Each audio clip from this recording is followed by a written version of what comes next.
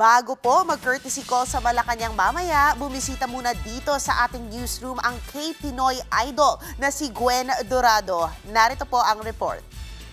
어떤 날로 다시 돌아갈 수 없다면 Boses ng Anghel ang ipinamala sa News 5 newsroom ng kauna-unahang K-Pinoy idol at Sing Again 4 alum na si Gwen Dorado.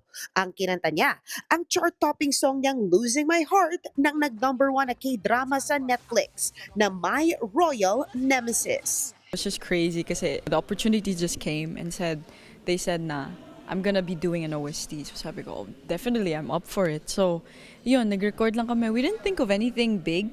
Kaso bigla naging number 1 siya in top 10 countries. And so I was like, wow, I didn't. Thank you so much everyone. I'm just grateful.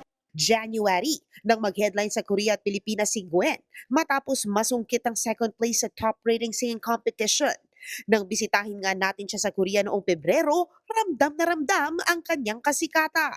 Fast forward to today, finally, nakabisita na sa bansa si Gwen nang dalhin siya ng Korean Tourism Organization. I would love to represent both parties. Both parties. May ganun.